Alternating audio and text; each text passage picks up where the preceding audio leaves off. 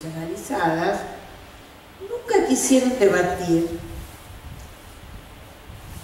y en realidad han hecho de cuenta que no existimos.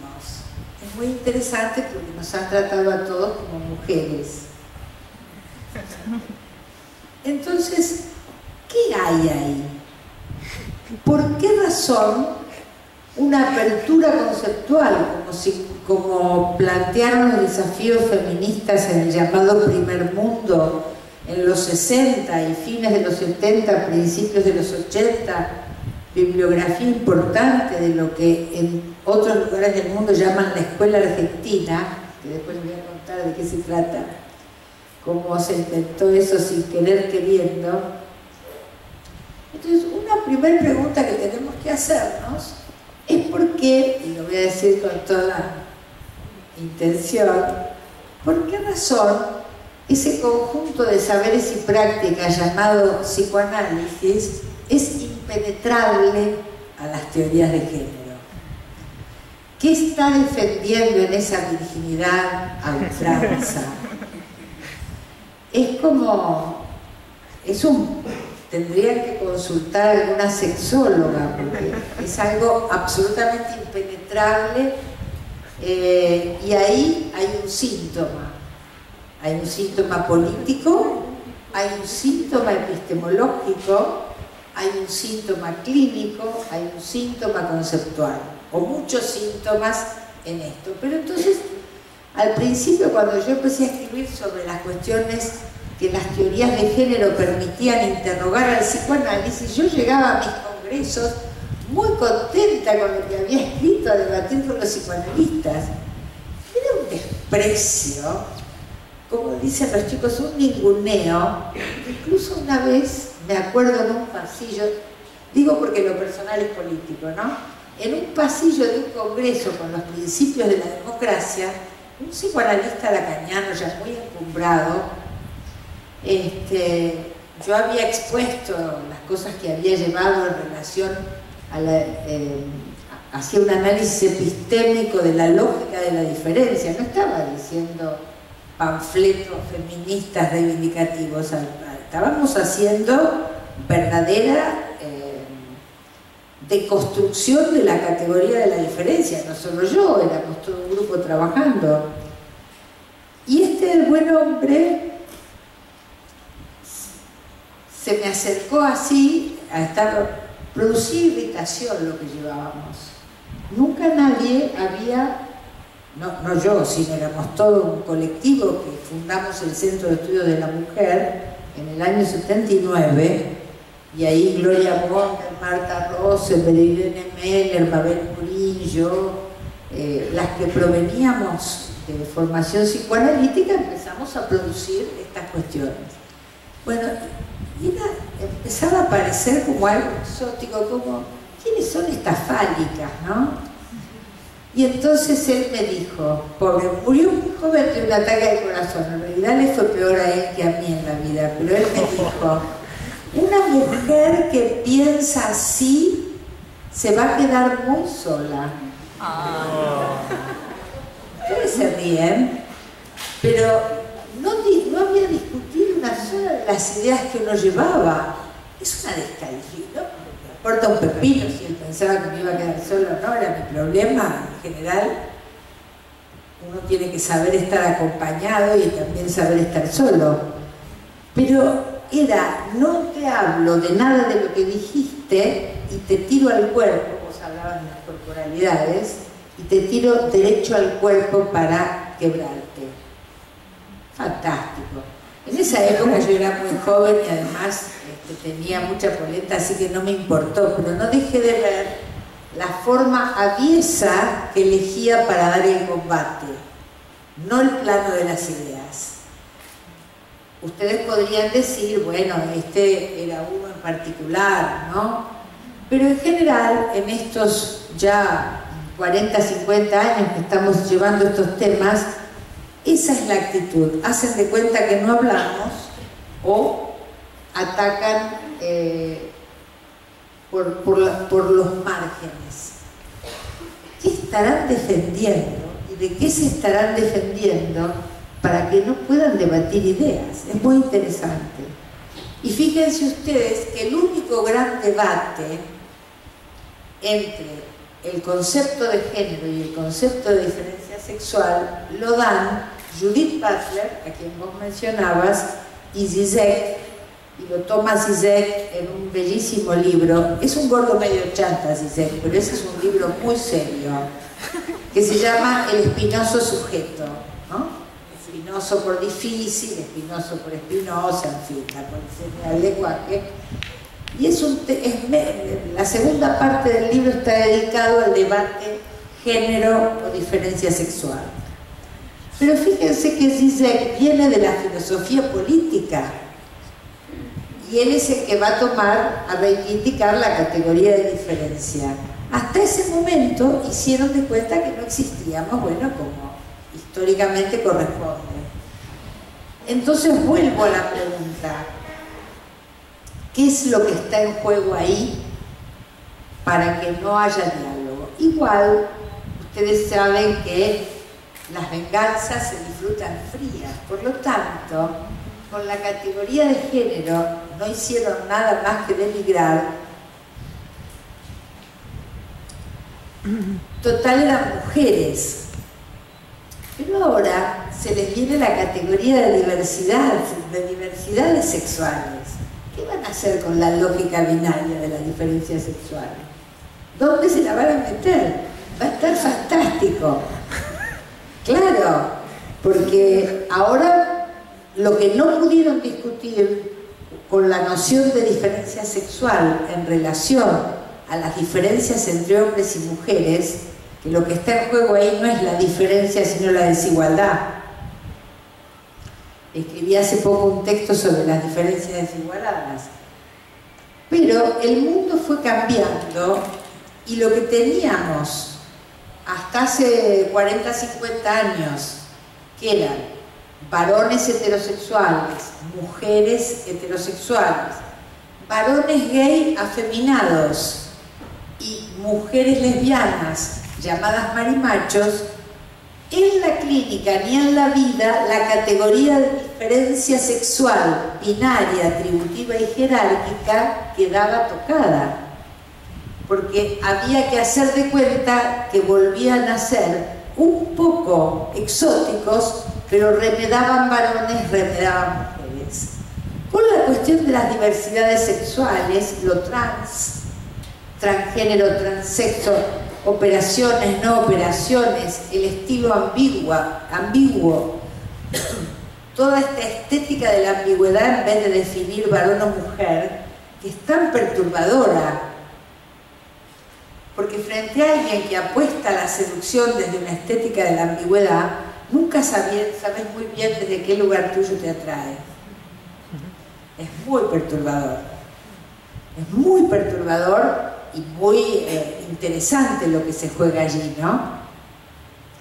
Pero volviendo a años atrás, entonces ahora, si un debate que atravesó 40, 50 años con un mal destino, que era género o diferencia sexual, que ahora voy a ir ahí, hoy tenemos el problema de cómo se produce la transición de la cuestión de la diferencia a las diversidades sexuales. Cómo hoy, en el social histórico, van cambiando las lógicas sexuales. Pero para eso tenemos que tener una idea de lo sociohistórico. Pero si vamos a cómo empieza el debate, que da lugar a los feminismos académicos que dieron lugar a los estudios de la mujer, a los estudios de género, y que entonces lo que cuestionaban era la invisibilización que en cada una de las disciplinas tenía la particularidad, la especificidad que aportaban las mujeres. Así empiezan los estudios de género, los estudios de la mujer. Estos estudios de la mujer empiezan en Buenos Aires en 1976 más o menos, que Gloria Bonder convoca. Ya existían grupos feministas que, bueno, como estaba en plena dictadura, estábamos un poco quietitos, pero tal vez el más adelantado de todos fue Perlonger, ¿no? Perlonger ya antes de la dictadura trabajaba desde categorías deleuzianas que hoy después vemos en Rossi Braidotti con la idea de sujetos nómades. Bueno, lean Perlonger, lean la poesía de Perlonger, es una maravilla. Pero él fue un gran adelantado, creo que cuando todavía estaba en Buenos Aires antes de irse a Brasil, creo que no lo supimos aprovechar muy bien, tipo fantástico. Bueno, ahí se arma el Centro de Estudios de la Mujer, en la Goethe-Schule, en el Goethe Institute, perdón, y este Centro de Estudios de la Mujer empieza a trabajar cuestiones ligadas a la subjetividad, porque hasta ese momento lo que había eran cuestiones de sociología y género, había antropología y género, pero las disciplinas psi todavía no habían empezado. Le llaman Escuela Argentina a este grupo de psicólogas que empezamos a trabajar las cuestiones del psicoanálisis, entre las que incluyo a Emil Sergio Bleichmar, aunque viva y a Silvia Tuber, aunque viva en España, ¿no? Y la verdad que hemos escrito mucho y hemos trabajado muy diversas cuestiones en relación a esta relación tan difícil entre género y psicoanálisis. Es muy interesante porque el argumento descalificador con el que entonces se caía la categoría de género era decir que no es una categoría psicoanalítica, es una categoría sociológica. Es muy interesante la ignorancia, porque decir sociológico ahí quería decir no corresponde al campo del psicoanálisis, pero la categoría de género no viene de la sociología, sino de los estudios de la mujer, que como los estudios culturales, los estudios postcoloniales, etcétera, etcétera, son áreas transdisciplinarias. Y acá vamos a tener el primer gran problema con el que tendría que lidiar el psicoanálisis si no hubiera preferido ignorar el problema. Y es un campo de saberes y prácticas profundamente unidisciplinario. Y todos los aportes de este tema vienen de otras disciplinas. Creo que hay una tensión que hay que sostener, que es importante sostener y no dirimir, que es la tensión entre producción de conocimiento unidisciplinario y multidisciplinario tendiente a lo transdisciplinario. Porque no es que esté mal producir conocimientos unidisciplinarios, el problema es suponer que lo que mi unidisciplina define como su campo, como su objeto, como su método, es lo único que es. Ahí hay una traspolación ontológica. Entonces, el psicoanálisis habla de las dimensiones inconscientes. Freud inventó un inconsciente y puso una narrativa que luego otros irán desarrollando, transformando. Pero esto no es lo que el inconsciente es. Esto es aquello que un dispositivo puso en visibilidad y por lo tanto denunciado. Entonces, cuando suponemos que lo que nuestros dispositivos ponen en visibilidad hablan de lo que es, ahí hay un problema de grave transgresión ontológica. Y es la pieza básica, esta ontologización, es la pieza básica de lo que ustedes ven como dogmatismo, etcétera, etcétera. Bueno, ahora parece que está de nuevo Althusser, así que vamos a nombrarlo. En una época era como pasado de moda, ahora está muy de moda nuevamente Althusser, y para leer El Capital, que es un texto de él maravilloso. Althusser dice, él se refería a los marxistas de su época, hablaba de lectura bíblica del texto. ¿Qué es una lectura bíblica del texto? es como la Biblia. Para el creyente, en la Biblia hay verdad. Entonces, si Lacan lo dijo, es verdad. Esto es una lectura bíblica. La lectura bíblica del texto es una lectura que garantiza la dogmatización y por lo tanto las escuelas, los ortodoxos, los heterodoxos, los expulsados, bueno, todas estas cosas. Pero en lo que a nosotros respecta, esta ha sido una pieza fundamental por la cual el psicoanálisis quedó fuera de este debate y hoy lo pueden tomar solo aquellos que leen psicoanálisis desde la filosofía, pero no los psicoanalistas. Por eso ustedes en la facultad, yo en la mía, en las materias no se ha incluido nada de lo que han aportado los estudios de la mujer, luego los estudios de género, ni lo van a aportar. Y todavía siguen imaginando, el otro día fui a una institución psicoanalítica de esas muy renombradas y entonces yo estaba hablando de las diversidades sexuales y entonces una, considerándose muy avanzada, muy progresista, me dice, bueno, hay gente que no ha aceptado la castración, gente, pues lo consideró gente, ¿no? Que no ha aceptado la castración. Y con eso quedaba todo explicado. Entonces yo, con muchos años más encima que aquella vez de aquel congreso que les contaba, le digo, bueno, mira, yo estaba en una mesa redonda con dos travestis que medían 2 metros cada una. ¿Vos te crees que yo me iba a animar a decirles eso? ¿Vos te hubieras animado? Y entonces todos nos reímos y sacamos la discusión a través de un chiste. Porque no hay cómo, también es todo impenetrable, como el Chaco. ¿No puede ser impenetrable? Entonces siguen pensando eso.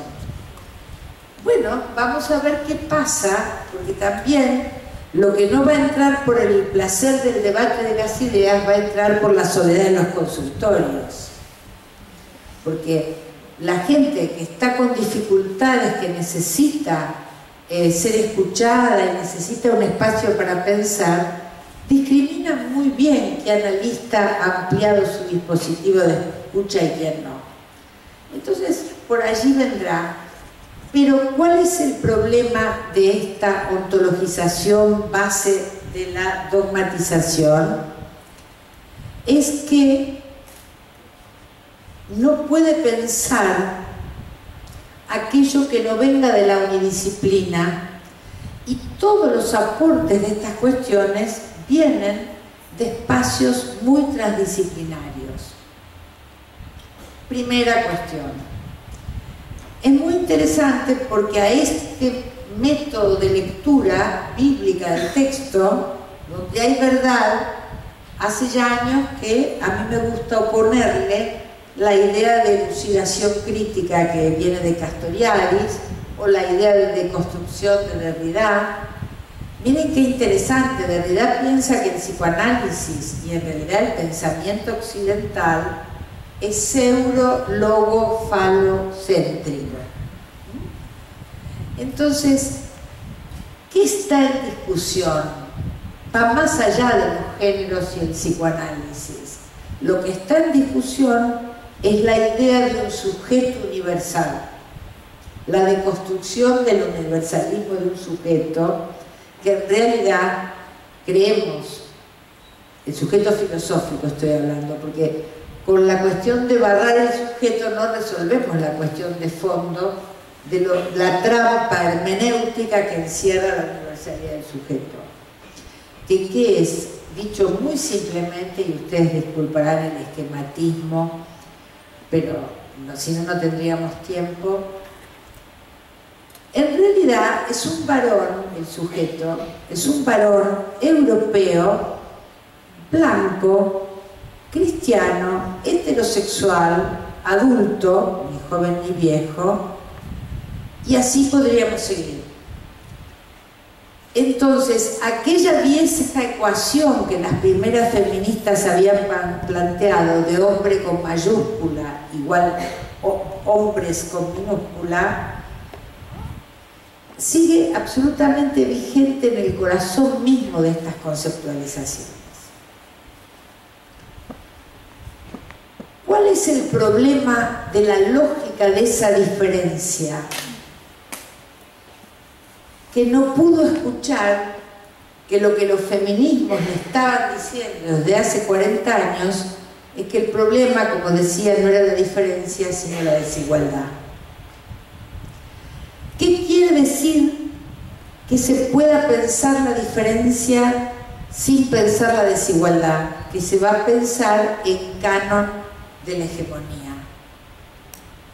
Entonces vamos a pensar en cualquier disciplina, el psicoanálisis, la antropología, la economía política, vamos a pensar como propio de lo humano aquello de los varones blancos, heterosexuales, etcétera, etcétera, etcétera, y vamos a creer que eso es lo humano, y el que no encuadre ahí va a ser pensado en menos, en defecto, anomalía, inferioridad, peligrosidad, enfermo. Las mujeres siempre somos locas, lo cual es un poco cierto, pero hay que dar las razones sociohistóricas, ¿no? Esto que decía Federico, la histeria que no quiere saber, ¿no? Es que no debe saber, porque en esta ecuación que después el psicoanálisis va a retomar, donde las mujeres pareceríamos más pendientes del reconocimiento que de nuestros propios deseos, sobre esta distracción de las histéricas se ha organizado la monogamia occidental. Para eso, solo así puede haber sujetos de deseo. Si hay otros que, de tan distraídas, nunca serán sujetos y serán solo objeto de deseo. Pero esto organiza todo el occidente. Entonces, esta distracción es absolutamente necesaria y funcional para la sociedad occidental desde los tiempos de los tiempos y hoy para la reproducción del capitalismo. Fíjense que a más desregulación del capital, a más países muy ricos y otros muy pobres, a más vulnerabilidad de las muchachas pobres porque mueren en los abortos, de las muchachas que pueden pagar sus abortos, pero que viven una vulnerabilidad tal que cuando las agarra un tipo posesivo, controlador, etcétera, etcétera, creen que él las ama mucho y no se dan cuenta que van camino al femicidio. Toda la conyugalidad hay que repensarla, homosexual, heterosexual, bisexual, como quieran pensarla. La relación de los amores de cualquier orden y la institución conyugal, fíjense que con la ley del matrimonio igualitario, que por supuesto es un gran avance, etcétera, etcétera, vamos a tener que van a entrar en el camino sin salida que los heterosexuales vamos dejando. Pero bueno, cada cual tendrá que hacer su experiencia.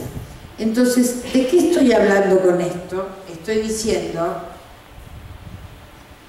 que un psicoanálisis que pueda escuchar la desigualación de la diferencia es un psicoanálisis que va a resistir a la biopolítica. Mientras que un psicoanálisis que no pueda pensar cómo la subjetividad se construye en el seno mismo de relaciones de poder de género, de etnia, de clase, de grupo etario, en realidad parece que monta un escenario de la cura, pero insensiblemente va camino nada más ni nada menos que a ser un efector eficiente del control social. Fíjense ustedes que Lacan parecería ser que remoza el psicoanálisis y de hecho a mí me parece un pensador de los más importantes del siglo XX, más allá de la clínica, más allá del psicoanálisis, ¿no? Pero fíjense con todo lo que transforma, sin embargo, conserva la misma lógica de la diferencia que tenía Freud. Y si nosotros tomamos esa expresión de Lacan, de la mujer no toda en el orden simbólico, y por lo tanto un poco fuera de la ley. Fíjense ustedes que va a hablar, y entonces con eso quieren calmar a las muchachas histéricas que reclaman, que en realidad no es una minusvalorización de las mujeres, sino por el contrario, porque se hablará de un plus de goce, de un goce suplementario. ¿Qué es esto de que ella goza pero no se entera? ¿Qué está naturalizado ahí? Primero, podríamos decir al revés: pobres estos varones masculinos patriarcales que creen que tienen que estar dirigiendo el tránsito en medio del erotismo, ¿no? Es muy lindo abandonarse y que otro dirija el tránsito. Él va a disfrutar mucho menos que una, pero así están las cosas. Pero luego no se ve nada del orden político del erotismo. Entonces te cuentan como lo que en realidad es una larga construcción histórica. Vos te reís. Una vez un paciente genial, de esos que levantan cuantamina, se les cruza, y entonces llegó un día a la consulta y dijo: me cansé, no quiero más ser el mozo de la fiesta, un bocadito por acá, un champancito por allá. Se había notado el tipo, quería que lo atendieran a él, pero él estaba preso de su propia lógica, porque solo podía constituirse en su mismidad en la medida en que fuera quien dirigía la orquesta. Esto es en lo erótico, pero también puede ser manejando el auto. Es muy difícil, si ustedes miran un sábado a la noche, que una pareja heterosexual, no sé cómo será en las parejas gays, si será más alternativa la cuestión de quién maneja el coche, pero maneja él, claro, que no es solo quien lava los platos, porque acá ha habido una enorme desviación de los feminismos, donde la gran conquista libertaria de los 60 apostaba a la liberación erótica. Y ahora la discusión pasa por las tareas domésticas. Déjenme de bromar. ¿Ustedes creen que alguna liberación se juega en quién lava los platos? Sin embargo, las muchachas creen que ahí se juega algo importantísimo en la igualdad de los géneros. Bueno, son temas largos, pero quiero, para terminar, quedarme un momentito en esto de la mujer no toda. Esta idea de un poco fuera de la ley, les recomiendo un texto bellísimo de Milce Dio Bleichmark, que se los traje y lo dejo para fotocopiar, que se llama Los pies de la ley en el deseo femenino, que está en una compilación que yo hice hace mucho tiempo, por eso no se consigue ya, que es Las mujeres en la imaginación colectiva. Entonces, ¿qué es esta idea de goce suplementario? ¿Qué es esta idea de ella goza pero no se entera? Porque no se trata de si ahí se describe. El problema es que si vos no ves cuáles son las condiciones histórico-políticos subjetivas para ese goce suplementario, para ese goce no letrado, no vamos a entender nunca cómo se construyen los géneros y cómo se desarman. Porque esto es histórico, este es el modo en que se armó el orden sexual moderno, y esto es lo que se está desquiciando. Que dejan de coincidir cuerpos, géneros, sexos, prácticas y deseos. Esto que había armado la casa en orden, esto que era el orden sexual de la modernidad y que instauró por primera vez en la historia de Occidente, o sea, siglo XVIII, siglo XVII, por primera vez se pensó en lo heteronormativo. Si ustedes leen los poemas de Shakespeare, los poemas de amor de Shakespeare, es muy difícil saber si están escritos a un varón o a una mujer. Si ustedes miran la historia, no solo de los griegos, van a ver que Occidente fue muy lentamente heteronormativizando su sexualidad, y para eso